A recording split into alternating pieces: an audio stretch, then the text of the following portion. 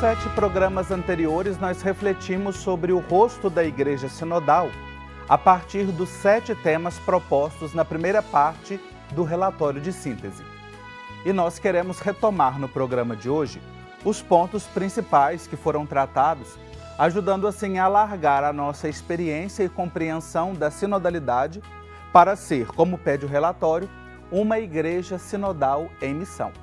E os convidados para esta conversa são 2 membros do Serviço Teológico Pastoral, o padre Geraldo Luiz Demore, jesuíta, é mestre e doutor em teologia, professor na Faculdade Jesuíta de Filosofia e Teologia de Belo Horizonte e membro da Comissão Teológica do CELAM. Padre Geraldo Demore, mais uma vez, uma alegria tê-lo aqui no Igreja Sinodal, seja muito bem-vindo. Obrigado, Marcos, também é uma alegria grande estar aqui com vocês, participando desse momento tão importante sobre a Igreja e o sínodo, sobre a sinodalidade.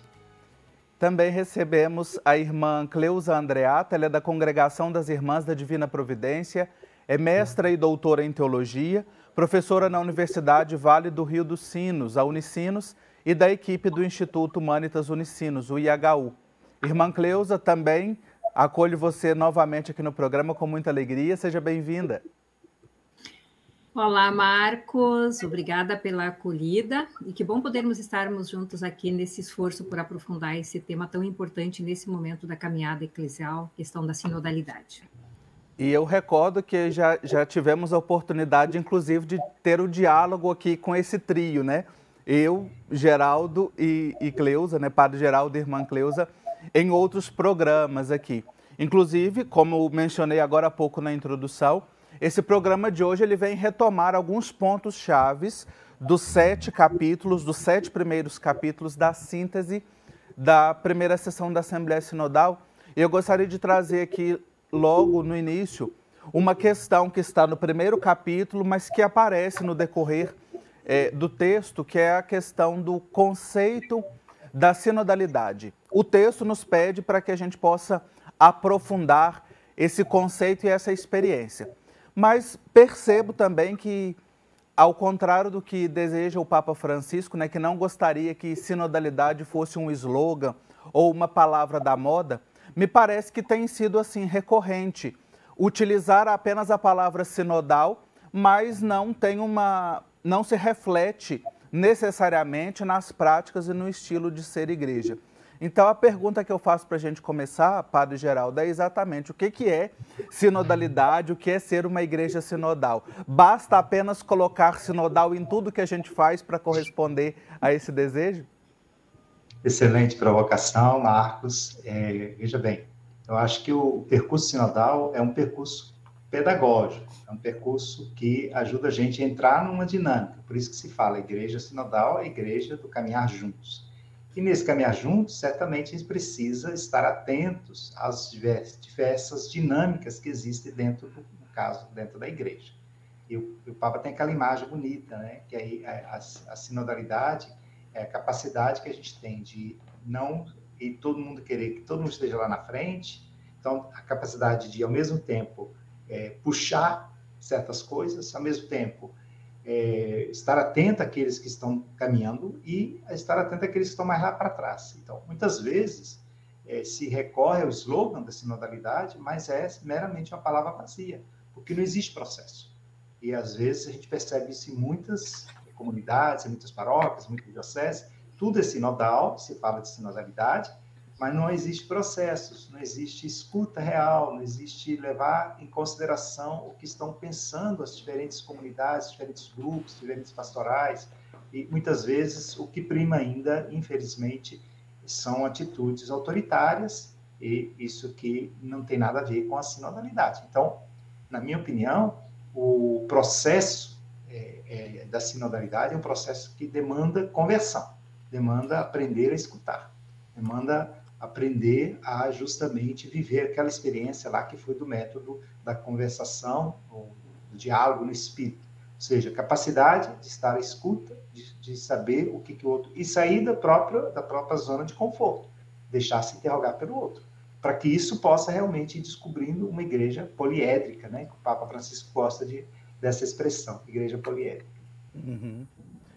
Esse ponto me parece assim central, exatamente agora nesse percurso que a gente tem a percorrer, Padre Geraldo, Cleusa e você que nos acompanha, porque a própria Secretaria-Geral do Sínodo orienta agora que a gente possa retomar essas questões, né? O relatório de síntese está aqui para que a gente possa tomar contato, levar essa reflexão para as nossas comunidades, para as nossas dioceses, paróquias, né? Então, um chamado a você também, né? Ou seja, esse estilo sinodal, esse caminho de escuta, de fazer com que todos estejam juntos, ele está sendo refletido, de fato, no chão da nossa comunidade, nas nossas práticas, nas nossas pastorais e movimentos.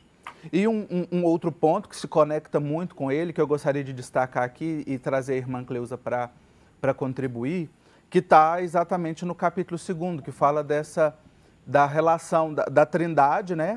A Trindade, reunidos e enviados pela Trindade, e nesse chamado para uma experimentação das relações fraternas e os processos comunitários amadurecidos a partir de uma conversação espiritual, né? Ou seja, como é que a gente pode fazer, irmã Cleusa, para trazer para o nosso cotidiano, né? Viver mais essa dimensão da fraternidade, de escutar-nos mutuamente, reciprocamente, nesse processo sinodal? Então, Marcos, esse é um tema assim que foi bem importante e como modo de proceder na caminhada sinodal, esse tema da conversação espiritual, focando nessa mediação, na construção, experiência, ou na experimentação, é o termo usado aí no documento de síntese, das relações fraternas e de processos comunitários. Acho que na linha da questão do que o Geraldo veio respondendo antes, sobre a compreensão de sinodalidade que a gente tem, nós temos repetidamente ouvido e também dito que nós estamos num caminho de aprendizagem do caminho sinodal. E nessa aprendizagem, esse tema aí da conversação espiritual, ele é colocado nessa perspectiva de uma experiência de fé de fundo, de que o fundamento do ser comunidade, ser igreja sinodal, se encontra exatamente na Trindade, nessa experiência, nessa revelação de um Deus que é a relação. E nesse horizonte de fundo, essa fundamentação teológica da compreensão aí da sinodalidade, dessa perspectiva trinitária, nós vamos entendendo a questão da conversação espiritual como uma questão de atitude, como uma questão interna, no caminho do discernimento em comum. Aqui tem a questão-chave do discernimento. Uhum. É como uma condição para nós irmos criando essa liberdade interior que conduz a um despojamento, a um desprendimento, a como que suspender também nossas preconcepções, para não usar o termo preconceitos aqui, que cria aquele espaço para uma autêntica escuta, esse poder nos ouvir mutuamente, compartilhar experiência e viver isto numa lógica de dom. O outro que está aí, que é membro, que é sujeito no processo eclesial, o sujeito na caminhada sinodal, tem algo a dizer que é um dom para essa caminhada, é um dom do Espírito, é algo que acrescenta, que soma na busca em comum da verdade. Isso aqui não significa não ter condições. Outro dia, numa das rodas de conversa, alguém provocava, tá, mas e daí? Tem que estar abrindo mão das convicções o tempo todo. Talvez sim, talvez não, mas não absolutizar a nossa posição. Isso é condição para dar o espaço para o outro, reconhecer a contribuição que o outro traz. Na síntese aí do caminho sinodal, o pessoal deu conta de relatar como não é fácil a gente ouvir ideias diferentes, sem ficar rebatendo, querendo impor a própria concepção, a forma de conceber as coisas e perceber como absoluto. Mas é um caminho que é possível experimentar, sim, e nessa certeza de que o Espírito também age nesse processo construído em comum. Então, tem uma experiência de fé, de fundo, que está aí, mas tem uma experiência que é bem importante aqui, uma dimensão bem importante, que é o reconhecimento do outro como sujeito. Eu comungo muito dessa leitura, irmã Cleusa, que você traz, e acho que assim, foi também bastante providencial da equipe de relatório, né, a comissão que sistematizou essa síntese, que coloca logo ali, depois de trazer o conceito da sinodalidade, traz essa experiência. Talvez até para desmontar um pouco dos argumentos que pensam que a sinodalidade é uma invenção do Papa Francisco e que ela não corresponde aos processos de evangelização. Então, aqui está dizendo, não, esse processo, a imagem, a inspiração está enraizada na Trindade e a prática que a gente vive é chamada a partir dela, né? E a gente tem já estamos chegando ao fim do primeiro bloco, mas eu gostaria só de pelo menos iniciar a provocação aqui, Padre Geraldo, a partir daquilo que traz aqui. Como é que a gente pode pensar as comunidades cristãs que favoreçam a prática da sinodalidade a partir da iniciação cristã? Há um acento bastante forte aqui no batismo como essa experiência inicial da sinodalidade. Então, veja bem, é muito interessante o texto, como você falou, porque o texto ele é bastante amarrado, né? Uma parte está implicada na outra. Então, nós somos batizados em nome da Santíssima Trindade. Então, a Trindade é comunhão de pessoas. E a experiência da iniciação cristã é justamente introduzir-nos nessa fé trinitária, nessa fé no Deus que é Pai, Filho e Espírito Santo. Portanto, essa iniciação que nos coloca também como membros de uma igreja onde todos têm a mesma dignidade. Então, pelo batismo, todos têm a mesma dignidade, todos somos sacerdotes, profetas e reis, como apresenta de maneira tão bonita a teologia do sacramento do batismo. E eu, assim, achei interessante que também esse capítulo 3º trata também o sacramento da confirmação como o sacramento da pessoa que, de fato, assume o seu batismo de forma adulta e exerce, digamos assim, de forma profética a sua existência enquanto discípula de Jesus. E a Eucaristia, logo em seguida, que aparece como esse lugar por excelência, onde isso se expressa a sinodalidade, porque a Eucaristia é comunhão no corpo e no sangue do Senhor. Então, se eu comungo no mesmo corpo, eu não só recebo o corpo de Cristo, e é interessante aquelas duas partes que tem na celebração da oração eucarística, onde a gente pede o Espírito Santo, que transforma as espécies no corpo e no sangue de Cristo. E depois a gente pede ao Espírito Santo que transforme a comunidade no corpo de Cristo. Olha que coisa mais bonita. Então, vai dizer o quê? Que a experiência de iniciação cristã é justamente fazer-nos participantes dessa igreja, que é comunhão de pessoas diferentes, que tem a capacidade de acolher a diferença, que não fica só amarrado no seu próprio ponto de vista, como falou a irmã Cleusa. Conversa agradável, rica, produtiva, mas a gente precisa de fazer um intervalo. Uma pausa bem rapidinho, já a gente continua os pontos da primeira parte do relatório de síntese.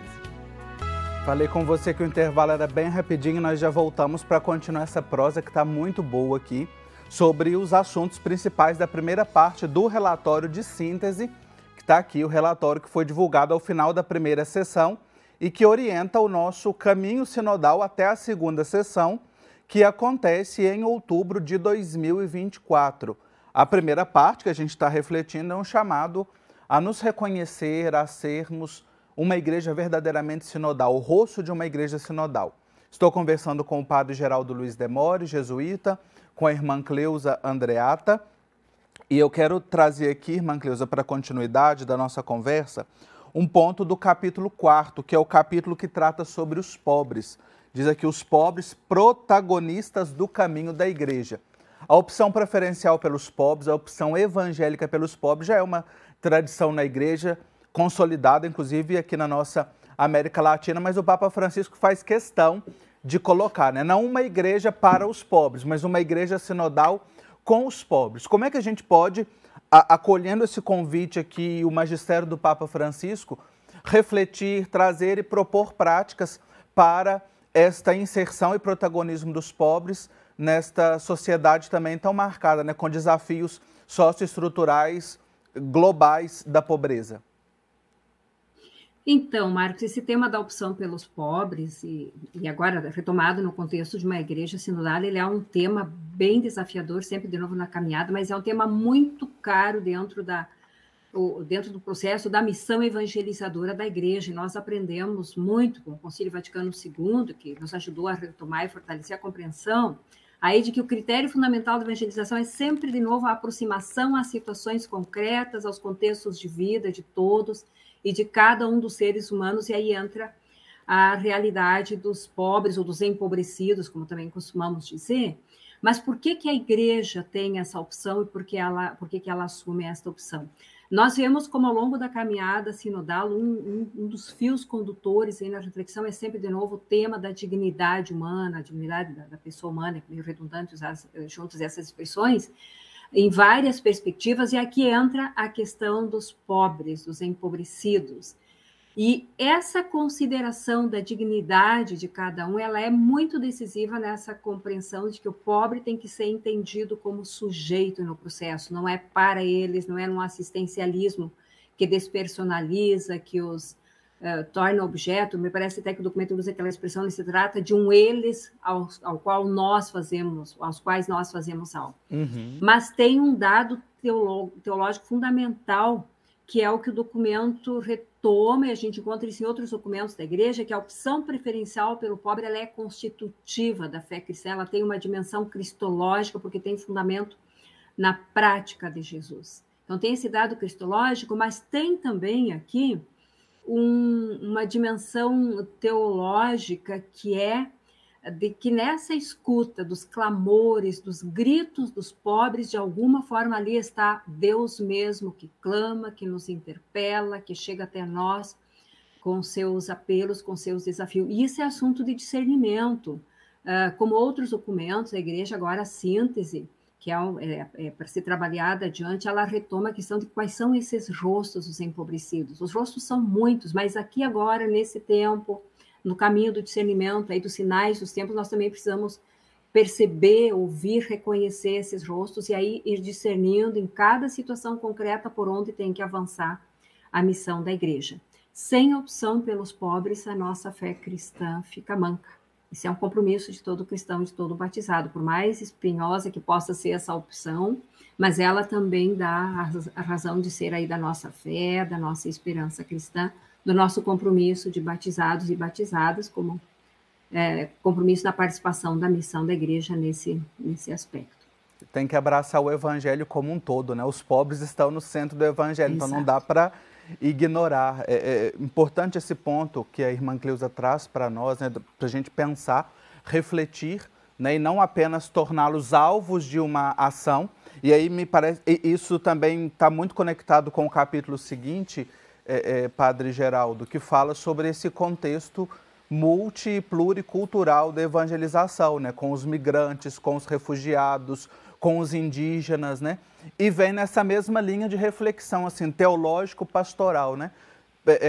Abandonar uma cultura colonialista de dominação do outro, mas buscar a cultura do encontro e do diálogo. Eu achei interessante que apareceu aqui essa expressão, cultura do encontro, que a gente já ouve bastante no pontificado do Papa Francisco, mas também aparece agora, cultura do encontro e do diálogo. Como viver isso nessa dimensão que somos chamados aqui a ser uma igreja de uma só tribo, de uma só língua, de um só povo?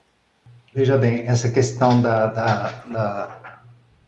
é um texto, né, que é um texto do Novo Testamento, fala que a igreja, justamente a igreja constituída de todas as línguas, povos, nações, e isso aparece, digamos, no ícone que aparece lá no dia de Pentecostes, que tinham pessoas de todos os povos da face da terra, naquela época, que aparece lá no dia de Pentecostes. Então, acho que eles querem trazer um pouco essa ideia de que a igreja não é monocultural. A igreja não pode só rezar, vamos dizer assim, com uma cartilha de uma única cultura. E certamente a cultura, sobretudo europeia, foi muito fundamental. Durante muitos séculos, o cristianismo se gestou e se viveu fundamentalmente ali naquela região da Europa. Claro que a Europa mais ampliada também, pegava um pouco o norte da África, pegava o Oriente um pouco, mas certamente o cristianismo do século XXI, um cristianismo que está muito presente, na verdade ele é mais forte, tem mais presença hoje fora da Europa. Então, a ideia é que essa igreja é uma igreja, como eu falava, poliédrica, mas que busca, pela fé no Cristo, descobrir a riqueza que vem de cada língua, cada cultura, cada povo, cada nação. Então, é como se a gente desse valor. Então, já na querida Amazônia, essa exortação do Papa, ele falava dessa questão, que muitas vezes existe processo de colonialismo, digamos assim, religioso, cultural e teológico dentro da igreja, que é necessário que a gente possa fazer um processo de descolonização. E descolonização justamente significa o quê? Que a gente possa valorizar aquilo que é o aporte de cada cultura, cada língua, cada raça, cada nação. Então, essa é a riqueza da igreja, essa diversidade. Agora, a diversidade não é tão simples da gente conviver com ela. E quem viveu lá o sínodo experimentou isso de forma muito, muito profunda, porque a Igreja Católica, que está presente no mundo todo, ela tem várias, digamos assim, maneiras de viver a própria fé. A mesma fé, mas a partir dos acentos culturais. E muitas vezes não é tão simples a gente viver e acolher a diversidade, a diferença. Antigamente era como se todo mundo rezava em latim, então era como se o latim fosse a forma da gente ser igreja, era a única língua que se falava na Igreja Católica. Hoje em dia se quer, como a partir das diversidades de tons, de acentos, a gente pode continuar constituindo essa igreja da comunhão, como você falava, essa igreja do diálogo, essa igreja que cria pontes e não cria muros. Muito obrigado mais uma vez pela participação de vocês. Padre Geraldo, obrigado. Obrigado, Marcos. Irmã Cleusa, muito obrigado também a você. Obrigada a você, obrigada ao Geraldo por essa oportunidade desse nosso diálogo aqui. E eu também deixo aqui esse incentivo, essa palavra de incentivo para que as pessoas se aproximem do documento de síntese, tomem nas mãos, podem ler os outros materiais, mas se somem nesse esforço por nós continuarmos avançando juntos nessa aprendizagem continuada do que é sermos uma igreja sinodal. Lá nos contextos concretos da nossa vida cotidiana, dessa nossa existência eclesial como batizados e batizadas. Isso aí, leve essa discussão aí para o seu dia a dia, para a sua família, para a sua comunidade e vamos viver, buscar ser verdadeiramente uma igreja sinodal. Eu espero você no próximo programa, que a gente vai partir para a segunda parte do nosso documento, do nosso relatório. Todos discípulos, todos missionários. Um abraço muito forte, apertado e até o próximo programa.